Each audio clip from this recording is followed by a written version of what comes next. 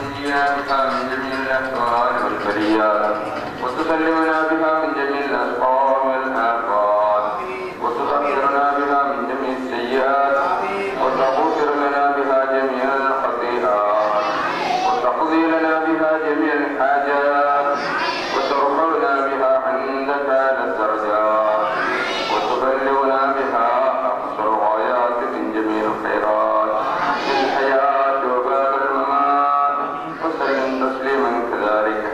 اللهم إنا نسألك ونتوسل إليك باسمك العظيم وبجاه نبيك الكريم ووليك العظيم بالشهداء المقبولين أن تكفر عنا الذنوب وتستر العيوب وتحسن الأخلاق وتوسع الأرزاق وتشفي الأسقام وتعافي الآلام وأن تدفع عنا وعن أهل بلدنا وعن أهل بيتنا الصم الناقل والدار القامة والوباء القاتل إنك مجيب الإنسان.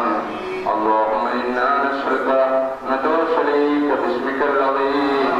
اللهم إنا نسألك أن تدفع عنا الوباء والبلاء. اللهم إنك مجيب سامع وأن تصرف عنا التعاون والبلاء.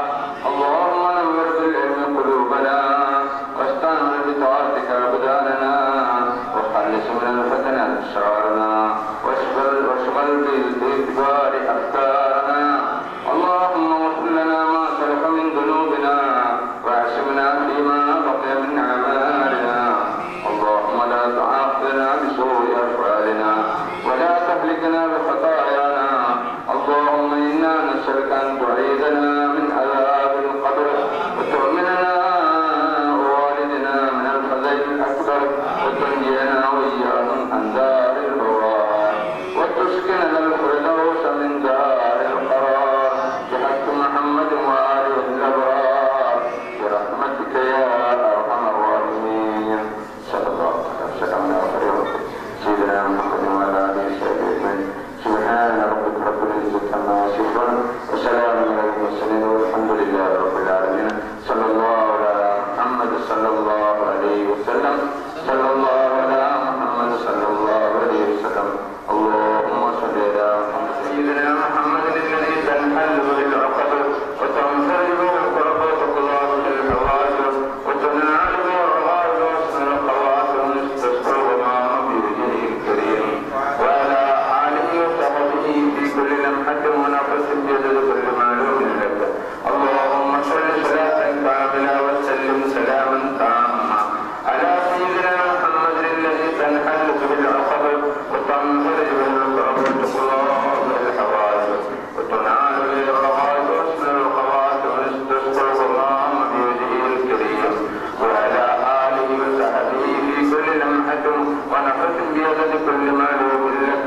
اللهم صل صلاة كاملة وسلم سلاما تاما على سيدنا محمد الذي تنحل به العقد وتنفرج به الكرب وتقضى به الحوائج وتنال به الرغائب وحسن الخواطر وتستسقى الغمام بوجهه الكريم وعلى آله وصحبه في كل لمحة ونفس بعدد كل معلوم. ಹೊಸ ವರ್ಷದ ಪ್ರಾರಂಭ ಆಗುತ್ತೆ. ನಮಗೆಲ್ಲರಿಗೂ ಜಾತಿ ಮತ ಭೇದವನ್ನು ಬಿಟ್ಟು ಎಲ್ಲರೂ ಒಂದಾಗಿ ಹೊಸ ವರ್ಷವನ್ನು ಆಚರಿಸುವಂತಹ ಒಂದು ಸುಸಂದರ್ಭ ಶಾಲಾ ಪ್ರಾರಂಭೋತ್ಸವ. ಕಳೆದ ಹಲವು ವರ್ಷಗಳಲ್ಲಿ ಶಾಲಾ ಪ್ರಾರಂಭೋತ್ಸವವನ್ನ ಸರ್ಕಾರದ ಆದೇಶದಂತೆ ನಾವೆಲ್ಲರೂ ಬಹಳ ವಿಜೃಂಭಣೆಯಿಂದ ಆಚರಿಸ್ತಾ ಇದ್ದೇವೆ. ನ್ಯೂ ಇಯರ್ ಅನ್ನ ಜನವರಿ 1ನೇ ತಾರೀಕನ್ನ ಅಂತಾರಾಷ್ಟ್ರೀಯ ಮಟ್ಟದ ಒಂದು ಹೊಸ ವರ್ಷವನ್ನಾಗಿ ಆಚರಿಸುತ್ತಾರೆ. ಯುಗಾದಿಯನ್ನ ಹಿಂದೂ ಧರ್ಮದವರು ಹೊಸ ವರ್ಷವನ್ನಾಗಿ ಆಚರಿಸುತ್ತಾರೆ. ಮುಸಲ್ಮಾನರಿಗೆ ಹೊಸ ವರ್ಷ ಮೊಹರಂ ಆಗಿರುತ್ತೆ. ಆದರೆ ಎಲ್ಲ ಧರ್ಮದವರು ಎಲ್ಲ ವಿದ್ಯಾರ್ಥಿಗಳು ತಮ್ಮ ಮಕ್ಕಳನ್ನು ತನ್ನ ತಂದೆ ತಾಯಿಗಳು ಬಹಳಷ್ಟು ಸಂತೋಷ ಪಟ್ಟುಕೊಂಡು ಹೊಸ ಬಟ್ಟೆಗಳನ್ನು ಹಾಕಿಕೊಂಡು ಹೊಸ ಸಂಭ್ರಮದೊಂದಿಗೆ ಹೊಸ ವರ್ಷವನ್ನು ಅದೇ ಶಾಲೆಯ ಪ್ರಾರಂಭೋತ್ಸವ. ಈ ದಿವಸವು ಬಹಳಷ್ಟು ಉತ್ತಮ ರೀತಿಯಿಂದ ನಡೆಯಬೇಕು. ಇದು ಶಾಲೆಯಲ್ಲಿ ಮಕ್ಕಳಿಗೆ ಮುಂದಿನ 10 ತಿಂಗಳು ಶಾಲೆಯಲ್ಲಿರುವಂತಹ ಸಮಯದಲ್ಲಿ ಪೂರಕವಾದಂತಹ ವಾತಾವರಣವನ್ನು ಕಲ್ಪಿಸಬೇಕು ಎಂಬಂತ ದೃಷ್ಟಿಯಿಂದ ಸರ್ಕಾರ ಇದನ್ನು ಬಹಳಷ್ಟು ಉತ್ತಮ ರೀತಿಯಿಂದ ಮಾಡಬೇಕು ಅಂತ ಹೇಳಿದೆ. ಶಾಲೆ ಪ್ರಾರಂಭವಾದಂತಹ ಈ ದಿವಸದಲ್ಲಿ ಶಾಲೆಯಲ್ಲಿ ಮಕ್ಕಳನ್ನು ಬರಮಾಡಿಕೊಳ್ಳಬೇಕು. ಅವಶ್ಯಕತೆ ಇರುವಂತಹ ಸಮಯದಲ್ಲಿ ತಪ್ಪು ದೂರು ಇತ್ಯಾದಿಗಳಿಂದ ಮಕ್ಕಳನ್ನು ಬರಮಾಡಿಕೊಳ್ಳಬೇಕು. ಅದೇ ರೀತಿಯಲ್ಲಿ ಉಪವಾಸ ಇಲ್ಲದಿದ್ರೆ ಉಪವಾಸ ಅಲ್ಲದ ಸಮಯದಲ್ಲಿ, ಉಪವಾಸದ ಸಮಯದಲ್ಲೆಲ್ಲ ಉಪವಾಸದ ಅಲ್ಲದ ಸಮಯದಲ್ಲಿ ಮಕ್ಕಳಿಗೆ ಸಿಹಿ ತಿಂಡಿ ಹಂಚಬೇಕು, ಪಾಯಸ ಮಾಡಿಕೊಡ್ಬೇಕು. ಅಂದ್ರೆ ಕಳೆದ 2 ವರ್ಷಗಳ ಹಿಂದೆ ನಾವು ಮಾಡಿದ್ದೇವೆ, ನಿಮಗೆಲ್ಲರಿಗೂ ಪಾಯಸ ಕೊಟ್ಟಿದ್ದೇವೆ, ಎಲ್ಲ ಕೊಟ್ಟಿದ್ದೇವೆ. ಈಗ ನಮ್ಮ ಕಡ್ಡಾಯ ಕರ್ಮವಾದಂತಹ ರಂಜಾನ್ ಇರುವ ಕಾರಣ ಅದು ಕೊಡಲಿಕ್ಕಿಲ್ಲ. ಇದೆಲ್ಲ ಮಾಡಬೇಕೆಂಬ ದೃಷ್ಟಿಯಿಂದ ಸರ್ಕಾರ ಮಾಡಿದೆ. ನಮ್ಮ ಶಾಲೆಯಲ್ಲಿಯೂ ಈ ಕಾರ್ಯಕ್ರಮವನ್ನ ಬಹಳಷ್ಟು ಅದ್ದೂರಿಯಿಂದ ನಾವು ಮಾಡ್ತಾ ಇದ್ದೇವೆ. ಅಲ್ಲಾಹನ ಅನುಗ್ರಹದಿಂದ, ಸೈಯದ್ ಮದನಿಯವರ ಕರಾಮತಿನಿಂದ ಕಳೆದ 30 ವರ್ಷಗಳಿಂದ ನಾವು ಪ್ರಾರಂಭೋತ್ಸವ ಹೇಗೆ ಮಾಡುತ್ತೇವೆ, ಶಾಲೆ ಪ್ರಾರಂಭ ಹೇಗೆ ಮಾಡುತ್ತೇವೆ ಅಂತ ಹೇಳಿದ್ರೆ ಬದಲು ಮೂಲವನ್ನು ಮಾಡುತ್ತೇವೆ. ನಮಗೆ ಎಲ್ಲರಿಗೂ ಬಹಳಷ್ಟು ಪಾವಿತ್ರ್ಯತೆಯನ್ನು, ಬಹಳಷ್ಟು ಪವಾಡವನ್ನು ಹೊಂದಿರುವಂತ ಒಂದು ವ್ಯವಸ್ಥೆ ಬದಲಿಗೆ ಅಂತ ಹೇಳುವಂಥವ್ರು. ಈ ತಿಂಗಳಲ್ಲಿ ನಾಳೆ 17ನೇ ತಾರೀಕಿಗೆ ಶುಕ್ರವಾರ ಅಸ್ತಮಿಸಿದ ಶನಿವಾರ ರಾತ್ರಿ ಅವರ ವಾರ್ಷಿಕ ಉತ್ಸವ ನಡೆಯುತ್ತದೆ. ಎಲ್ಲ ಕಡೆಗಳಲ್ಲಿ ನಾವು ಮಸೀದಿ, ಮದ್ರಸಾ ಮನೆಗಳಲ್ಲೆಲ್ಲ ಅವರ ಮನೋಗೀತೆಗಳನ್ನು ಆಡ್ತೇವೆ. ನಾವು SSLC ವಿದ್ಯಾರ್ಥಿಗಳಿಗೆ 1 ತಿಂಗಳ ಕಾಲ ನಾವು ಬೇಕಾದಲ್ಲಿ ಹೇಳಿ ಬದಲ ಮೂಲಕ ಓದಿದ ನಂತರ ನಾವು ಕ್ಲಾಸ್ ಪ್ರಾರಂಭಿಸುವುದು. 10ನೇ ತರಗತಿಯ ಮಕ್ಕಳಿಗೆ ಗೊತ್ತಿದೆ, ಅವರೊಟ್ಟಿಗೆ ಸೇರುವಂತ ಎಲ್ಲ ಮಕ್ಕಳಿಗೆ ಗೊತ್ತಿದೆ. ಇದು ಏನು ಅಂತ ಹೇಳಿದ್ರೆ ನಮ್ಮ ಎಲ್ಲ ಕಾರ್ಯಕ್ರಮದ ವಿಜಯದ ದ್ಯೋತಕವಾಗಿ ಇದನ್ನು ನಾವು ಮಾಡ್ತೇವೆ. ಅದರ ಹಿಂದೆ ಒಂದು ಚರಿತ್ರೆ ಇದೆ. ಈ ಸ್ಥಳ ಖರೀದಿ ಮಾಡುವಂತಹ ಸಮಯದಲ್ಲಿಯೂ ನಾವು ಅದನ್ನು ಹಾಕಿ ಇಟ್ಟಿದ್ದೇವೆ. ಪ್ರತಿ ವರ್ಷದಲ್ಲಿ ಇದನ್ನು ನಾವು ವಾಚಿಸ್ತೇವೆ. ಅದೇ ರೀತಿಯಲ್ಲಿ ಒಂದು ಮುಂಜೆಯನ್ನು ಮಾಡ್ತಾ ಇದ್ದೇವೆ. ಅದನ್ನು ಈಗ ಪ್ರತಿ ಮಸೀದಿಯಲ್ಲಿ ಮಾಡ್ತಾರೆ. ಇದು ಪ್ರತಿ ವರ್ಷದಲ್ಲಿ ನಾವು ಅದನ್ನು ಮಾಡಿಕೊಂಡು ನಾವು ಮಾಡಿದ್ದೇವೆ. ಯಾಕಂದ್ರೆ ಈ ಜಾಗ ಪಡೆಯುವಂತ ಸಮಯದಲ್ಲಿ ಬಹಳಷ್ಟು ಅಡಚಣೆಗಳಿವೆ, ಬಹಳಷ್ಟು ತೊಂದರೆ. ಈ ಎಲ್ಲ ತೊಂದರೆ ನಿವಾರಣೆಗೆ ನಮ್ಮ ಮನಸ್ಸಿನಲ್ಲಿ ವಿಶ್ವಾಸ, ಈಮಾನ್ ಇದ್ರೆ ಅದಕ್ಕೊಂದು ದಾರಿ ಇದೆ. ಆ ದಾರಿ ಬದಲಿಗಳು ಅವರು ಹೇಗೆ ಹೇಳ್ತಾರೆ ಅಂತ ಹೇಳಿದ್ರೆ, ಅವರ ಹೆಸರಿನ ಮನೆಯಲ್ಲಿ ಯಾರು ಬೆಳಗ್ಗೆ ಇರ್ತಾರೋ ವಿಶ್ವಾಸ ಇರುವರು, ವಿಶ್ವಾಸ ಇರುವವರು ಏನ್ ಮಾಡಿದ್ರೆ ಪ್ರಯೋಜನ ಇಲ್ಲ. ವಿಶ್ವಾಸ ಇದ್ದವರು ಏನು ಅವರ ಹೆಸರನ್ನು ಮನೆಯಲ್ಲಿ ಬೆಳಗ್ಗೆ ಇರ್ತಾರೋ ಆ ಮನೆಯಲ್ಲಿ ಕಳ್ಳತನ ಆಗುವುದಿಲ್ಲಂತೆ, ಆ ಮನೆಗೆ ಬೆಂಕಿ ಹಿಡಿಯುವುದಿಲ್ಲಂತೆ, ಆ ಮನೆಗೆ ಏನಾದ್ರೂ ಅನಾಹುತಗಳು ಆ ಮನೆಯಲ್ಲಿ ಆಗುವುದಿಲ್ಲಂತೆ. ಇನ್ನು ವಿಶ್ವಾಸ ಇದ್ದವರು ಅವರ 313 ಹೆಸರನ್ನು ಮನೆಯಲ್ಲಿ ಬರೆದಿದ್ದಾರೆ. ಅವರ ಹೆಸರನ್ನ ಏಳು ದಿನ ಅವರು ವಾಪಿಸ್ತಾ ಇದ್ರೆ ಅವರಿಗೆ ಯಾವತ್ತೂ ದಾರಿದ್ರ್ಯ ತಟ್ಟುವುದಿಲ್ಲಂತೆ. ಈ ಎಲ್ಲ ಭಾವನೆಗಳೊಂದಿಗೆ ನಾವು ಇದನ್ನ ನಮ್ಮ ವಿದ್ಯಾರ್ಥಿಗಳು ಉತ್ತಮವಾಗಿ ಯಶಸ್ವಿಯಾಗಿ ಇಲ್ಲಿ ಹೋಗಬೇಕು ಅಂತ ಹೇಳುವಂತ ಉದ್ದೇಶದಿಂದ ನಾವು ಮಾಡಿದ್ದೀವಿ.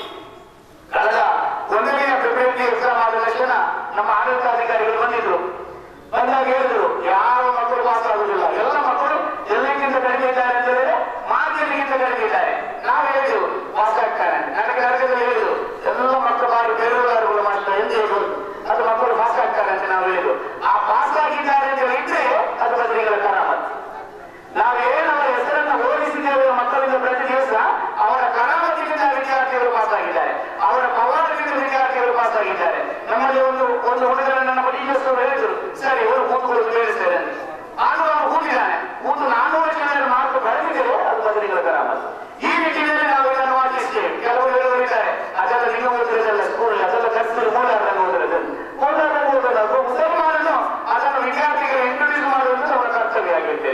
ಈ ನಿಟ್ಟಿನಲ್ಲಿ ನಾವು ಇದನ್ನು ಪ್ರತಿ ವರ್ಷ ಮಾಡ್ತಾ ಇದ್ದೇವೆ. ಈ ವರ್ಷ ನಾವು ಮಾಡಿದ್ದೇವೆ.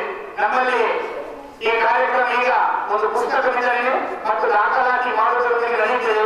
ನಮ್ಮ ಅಧ್ಯಕ್ಷರು ಬರ್ತಾ ಇದ್ದಾರೆ. ಅಧ್ಯಕ್ಷರು ಬಂದ ತಕ್ಷಣ ಈ ಕಾರ್ಯಕ್ರಮ ನಡೆಯುತ್ತದೆ. ಈಗ ಫೋನ್ ಮಾಡಿದ್ರೆ ಈಗ ಬರ್ತೇನೆ, ಯಾಕಂದ್ರೆ 10:30ಗೆ ಅವರು ದರ್ಗಕ್ಕೆ ತಲುಪ್ತೇವೆ. ದರ್ಗದಲ್ಲಿ ಇನ್ನೊಂದು ಕಾರ್ಯಕ್ರಮ ಇದೆ. ನಮ್ಮ ಟ್ರಸ್ಟ್ನಲ್ಲಿ ಎಲ್ಲ ಶಾಲೆಗಳನ್ನು ಬಿಟ್ಟು ನಮ್ಮ ಶಾಲೆಗೆ ಅವರು ಬರ್ತಾ ಇದ್ದಾರೆ. ಇವತ್ತು ಈ ಬದಲ ಮೂಲಗಳ ನೇತೃತ್ವವನ್ನು ನನ್ನ ಆತ್ಮೀಯ ಮಿತ್ರರು, ನಮ್ಮ ಧಾರ್ಮಿಕ ಮಾರ್ಗದರ್ಶಕರು, ನಮ್ಮ ಇಲ್ಲಿಯ ಉಸ್ತಾದರಾದಂತಹ ಆಲಂ ಉಸ್ತಾದ್ ಮತ್ತು ಅಬೂಬಕರ್ ಮದನಿ ಉಸ್ತಾದ್ ಅವರು ನೆರವೇರಿಸಿದ್ದಾರೆ. ಪ್ರತಿ ವರ್ಷ ನಮ್ಮ ಎಲ್ಲ ಕಾರ್ಯಕ್ರಮಗಳಲ್ಲಿ ನಮ್ಮೊಟ್ಟಿಗಿದ್ದಾರೆ. ಅವರಿಗೆ ನಾನು ನಿಮ್ಮೆಲ್ಲರ ಪರವಾಗಿ ಆತ್ಮೀಯ ಸ್ವಾಗತವನ್ನ ಬಯಸ್ತಾ ಇದ್ದೇನೆ.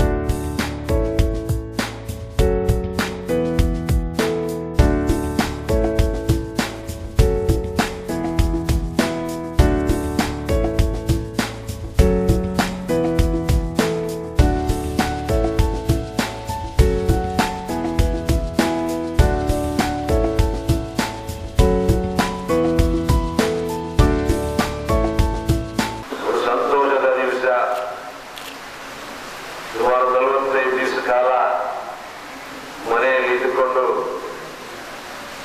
ಈಗ ನಮ್ಮ ವಿದ್ಯೆಯ ಒಂದು ಪ್ರಾರಂಭ ಮಾಡಲಿಕ್ಕೆ ನೀವೆಲ್ಲ ನಿಮ್ಮ ಸ್ನೇಹಿತರೊಂದಿಗೆ ಕೂಡಿ ಬಾಳುವಂತ, ಜೊತೆಯಲ್ಲಿ ನಿಮ್ಮ ಶಿಕ್ಷಕರೊಂದಿಗೆ ಬೆರೆಯುವಂತ ಕಾಲ ಇದು. ನಿಮಗೆಲ್ಲ ಇವತ್ತು ಸಂತೋಷದಿಂದ ಕೊಡ್ಲಿಕ್ಕಿದೆ ಅಂತ ಹೇಳುವಂಥದ್ದನ್ನು ನಾನು ನಿಮಗೆ ಹೇಳಲಿಕ್ಕೆ ಇಷ್ಟಪಡ್ತೇನೆ. ಒಬ್ಬ ಮಗು ಶಾಲೆಗೆ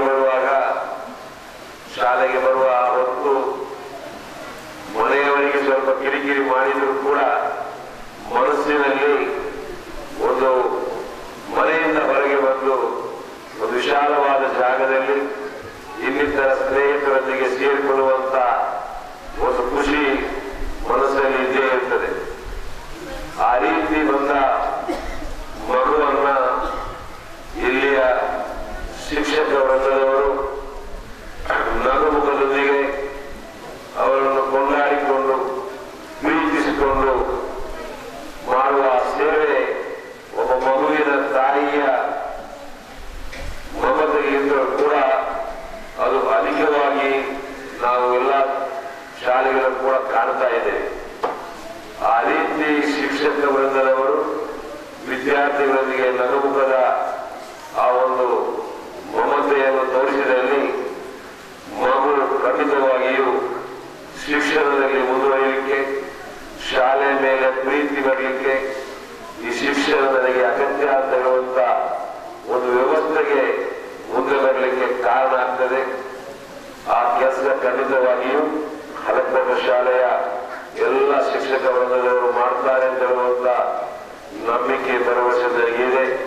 ಆ ರೀತಿ ಮುಂದುವರಿಯಲಿ ಅಂತ ಹಾರೈಸಿಕೊಂಡು ನಿಮ್ಮ ಮಕ್ಕಳ ಮುಂದಿನ ಭವಿಷ್ಯತ್ತು ಉಜ್ವಲವಾಗಲಿ. ಕನ್ನಡ ಮಾಧ್ಯಮ ಶಾಲೆಯಲ್ಲಿ ಕಲಿತರೆ ಏನು ಆಗಲ್ಲ ಅಂತ ಹೇಳುವಂತ ಭಾವನೆ ಯಾರೆಲ್ಲಾದ್ರೂ ಇದ್ರೆ ಅದು ಮಕ್ಕಳಿಗೆಲ್ಲ, ಮಕ್ಕಳ ಹೆತ್ತವರಿಗೆ ಇದ್ರೆ ಅದು ನೀವು ನಿಮ್ಮ ಮನಸ್ಸಿಂದ ದೂರ ಮಾಡಬೇಕು. ಯಾಕಂತ ಹೇಳಿದ್ರೆ ನಮ್ಗೆ ತಿಳಿದ ಹಾಗೆ ಕನ್ನಡದಲ್ಲಿ ಕಲಿತಂತ ಅನೇಕ ಹಿರಿಯ ವಿದ್ವಾಂಸರು ಇವತ್ತು ಜಗತ್ತಿನಲ್ಲಿ ಹೆಸರು ಪಡ್ಕೊಂಡವರಿದ್ದಾರೆ. ತಮಿಳಿನಲ್ಲಿ ಕಲಿತಂತ ಅಬ್ದುಲ್ ಕಲಾಂ ಅವರು ಈ ದೇಶದ ರಾಷ್ಟ್ರಪತಿ ಆಗಿದ್ದಾರೆ. ಅನೇಕ ಹೇಳಬೇಕಾದ್ರೆ ಮಹಿಳೆಯರು ಕೂಡ ಕನ್ನಡದಲ್ಲಿ ವಿದ್ಯಾಭ್ಯಾಸ ಪ್ರಾರಂಭಿಸಿದವರು. ಬ್ಯಾಂಕಿನ ಉತ್ತಮ ದರ್ಜೆಯ ಅತಿ ಶ್ರೇಣಿಯಲ್ಲಿ ಉತ್ತಮವಾದಂತಹ ಕೆಲಸ ಮಾಡುವಂತ ಉದ್ಯೋಗವನ್ನು ನಾವು ಕಾಣ್ತಾ ಇದ್ದು, ನಿಮ್ಮ ಮಕ್ಕಳ ಭವಿಷ್ಯವನ್ನು ರೂಪಿಸಲಿಕ್ಕೆ ವಿದ್ಯಾಭ್ಯಾಸದ ಕಡೆಗೆ ಶಿಕ್ಷಕರು ಯಾವ ರೀತಿ ಶಾಲೆಯಲ್ಲಿ ಅವರಿಗೆ ಮಮತೆಯಿಂದ ಕೂಡಿದ ಶಿಕ್ಷಣವನ್ನು ನೀಡಿದ್ದಾರೋ ಅದೇ ರೀತಿ ನೀವು ಕೂಡ ನಿಮ್ಮ ಮನೆಯಲ್ಲಿ ನಿಮ್ಮ ಮಕ್ಕಳೊಂದಿಗೆ ಪ್ರೀತಿಯಿಂದ, ಮಮತೆಯಿಂದ ಅವರನ್ನು ನೋಡಿಕೊಂಡ್ರೆ ಮಕ್ಕಳು ವಿದ್ಯಾಭ್ಯಾಸಕ್ಕೆ ಮುಂದಾಗ್ತಾರೆ. ನೀವು ಮಕ್ಕಳೊಂದಿಗೆ ಗಂಟು ಬಿಚ್ಚಿಕೊಂಡು ಮುಖ ದೊಡ್ಡದು ಮಾಡಿಕೊಂಡು ಗಂಭೀರ ಸ್ವರೂಪದ ಮಾತುಗಳನ್ನು ಹೇಳಿ ಇಲ್ಲ ಸಲ್ಲದ ಬೈಗಳನ್ನು ಮಾಡುವುದರ ಮೂಲಕ ಮಕ್ಕಳ ಮೇಲೆ ಒತ್ತಡ ಹಾಕಿದರೆ ಖಂಡಿತವಾಗಿಯೂ ಮಕ್ಕಳು ಅದಕ್ಕೆ ಒಗ್ಗುವುದಿಲ್ಲ. ಅದರಿಂದ ಅವರನ್ನ ಮಮತೆಯಿಂದ, ಪ್ರೀತಿಯಿಂದ ಅವರ ಮನಸ್ಸನ್ನು ಗೆಲ್ಲಿಸಿಕೊಂಡು ಅವರಿಗೆ ಬೋಧನೆಯನ್ನು ಮಾಡಿ ಅವರಿಗೆ ಶಿಕ್ಷಣದ ಬಗ್ಗೆ ಅವರ ಎಲ್ಲ ಕಾರ್ಯಗಳ ಬಗ್ಗೆ ಅವರಿಗೆ ತಿಳಿದುಕೊಂಡು ನೀವು ಅವರಿಗೆ ಪ್ರೇರಣೆ ನೀಡಬೇಕು ಅಂತ ಹೇಳಿಕೊಂಡು ಸರ್ಕಾರದ ನಿಯಮದಂತೆ ಈಗ ಕಳೆದ 2 ವರ್ಷಗಳಿಂದ ಪ್ರಾರಂಭವಾಗಿದೆ.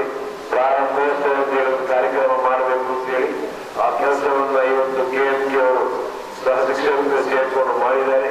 ಅದಕ್ಕೆ ಸಂಚಾಲಕರು ಮತ್ತು ಅವರ ಪದಾಧಿಕಾರಿಗಳು ಸೇರಿಕೊಂಡು ಸಹಕಾರ ನೀಡಿದ್ದಾರೆ ಅಂತ ಇವತ್ತು ಕಾಣ್ತಾ ಇದೆ. ಇದು ಯಶಸ್ವಿಯಾಗಿ ಶೈಕ್ಷಣಿಕ ವರ್ಷದಲ್ಲಿ ನಮ್ಮ ಈ ಶಾಲೆ ಉತ್ತಮವಾದ ಕೆಲಸವನ್ನು ಮಾಡಲಿ. ಕಳೆದ 50 ದಿವಸಗಳ ರಜೆಯನ್ನು ಕಳೆದುಕೊಂಡು ಇವತ್ತು ನಮ್ಮ ವಿದ್ಯಾರ್ಥಿಗಳು, ಎಲ್ಲ ವಿದ್ಯಾರ್ಥಿಗಳು ಸರಕಾರಿ ಅನುದಾನಿತ ರೈತ ಶಾಲೆಗಳಲ್ಲಿ ಕಲಿಯುತ್ತಿರುವಂಥ ಎಲ್ಲ ವಿದ್ಯಾರ್ಥಿಗಳು ಒಂದು ಹೊಸ ಹುರುಪಿನೊಂದಿಗೆ ಶಾಲೆಯ ಕಡೆಗೆ ಹೆಜ್ಜೆ ಹಾಕುತ್ತಿರುವಂಥ ಒಂದು ಸಂತೋಷದಾಯಕವಾದಂಥ ಒಂದು ಸಂದರ್ಭ. ಇವತ್ತು ಸರಕಾರದ ಸೂಚನೆಯಂತೆ ಅಧಿಕೃತವಾಗಿ 2018-19 ಸಾಲಿನ ಶೈಕ್ಷಣಿಕ ವರ್ಷವು ನಿನ್ನೆ ಪ್ರಾರಂಭವಾದರೂ ಇವತ್ತು ಶಾಲಾ ಪ್ರಾರಂಭೋತ್ಸವವನ್ನು ಮಾಡಬೇಕು ಎಂಬಂಥ ಒಂದು ಸೂಚನೆಯೊಂದಿಗೆ ಎಲ್ಲ ಶಾಲೆಗಳಲ್ಲಿ, ರಾಜ್ಯದಾದ್ಯಂತ ಎಲ್ಲ ಶಾಲೆಗಳಲ್ಲಿ ಇವತ್ತು ಶಾಲೆಯನ್ನು ಪ್ರಾರಂಭ ಮಾಡುವಂಥ ಒಂದು ಉತ್ಸವ ನಡೀತಾ ಇದೆ. ಇದರಲ್ಲಿ ವಿದ್ಯಾರ್ಥಿಗಳಿಗೆ ಸಮವಸ್ತ್ರ ವಿತರಣೆ, ಉಚಿತ ಪುಸ್ತಕ ವಿತರಣೆ ಹಾಗೂ ಇನ್ನಿತರ ಉಚಿತವಾಗಿ ಕೊಡುವಂಥ ಎಲ್ಲ ವ್ಯವಸ್ಥೆಗಳನ್ನು ಇವತ್ತು ಮಾಡ್ತಾ ಇದ್ದೇವೆ. ಈ ಸಂದರ್ಭದಲ್ಲಿ ನಾವು ಸರ್ಕಾರದ ವಿದ್ಯಾ ಇಲಾಖೆಯನ್ನು ಅಭಿನಂದಿಸ್ತಾ ಇದ್ದೇನೆ. ಯಾಕೆಂತೇಳಿದರೆ ಇದು ಮೊದಲು ವಿದ್ಯಾರ್ಥಿಗಳು ಶಾಲೆಗೆ ಬರುವುದು, ಇಡೀ ವಾರದಲ್ಲಿ ಬರುವುದು, ಈ ರೀತಿಯಾದಂಥ ವ್ಯವಸ್ಥೆ ನಡೀತಾ ಇತ್ತು. ಆದರೆ ಸರ್ಕಾರದ ಈ ಒಂದು ಶಾಲಾ ಪ್ರಾರಂಭೋತ್ಸವ ಎಂಬಂಥ ಒಂದು ಉತ್ತಮವಾದಂಥ ಈ ಒಂದು ವ್ಯವಸ್ಥಿತವಾದಂಥ ಕಾರ್ಯಕ್ರಮದಿಂದಾಗಿ ಇವತ್ತು ಎಲ್ಲ ಶಾಲೆಗಳಲ್ಲಿ ಶಾಲಾಭಿವೃದ್ಧಿ ಸಮಿತಿಯವರು, ಶಾಲಾ ಆಡಳಿತ ಸಮಿತಿಯವರು, ಮುಖ್ಯೋಪಾಧ್ಯಾಯರುಗಳು ಹಾಗೂ ಎಲ್ಲರೂ ಭಾಳಷ್ಟು ಮುತುವರ್ಜಿಯಿಂದ ಶಾಲೆಯ ಕಡೆಗೆ ಗಮನ ಹರಿಸುವಂಥ ಒಂದು ವ್ಯವಸ್ಥೆ ಶಾಲಾ ಪ್ರಾರಂಭೋತ್ಸವದಿಂದ ಆಗಿದೆ ಅಂತೇಳಿ ಸಂದರ್ಭದಲ್ಲಿ ನಾನು ಹೇಳಲಿಕ್ಕೆ ಇಷ್ಟಪಡ್ತೇನೆ. ಅದರ ಒಟ್ಟಿಗೆ ನಾನು ಕರ್ನಾಟಕ ರಾಜ್ಯದ ಎಲ್ಲ ಅಧ್ಯಾಪಕರುಗಳ ಪರವಾಗಿ, ಸರ್ಕಾರಿ ಶಿಕ್ಷಕರ ಪರವಾಗಿ, ಅನುದಾನಿತ ಶಿಕ್ಷಕರ ಪರವಾಗಿ, ಅನುದಾನ ರಹಿತ ಶಿಕ್ಷಕರ ಪರವಾಗಿ ಕರ್ನಾಟಕ ರಾಜ್ಯದ ಎಲ್ಲ ವಿದ್ಯಾರ್ಥಿಗಳಿಗೂ ಆತ್ಮೀಯ ಸ್ವಾಗತವನ್ನು ಈ ಸಂದರ್ಭದಲ್ಲಿ ಬಯಸ್ತಾ ಇದ್ದೇನೆ.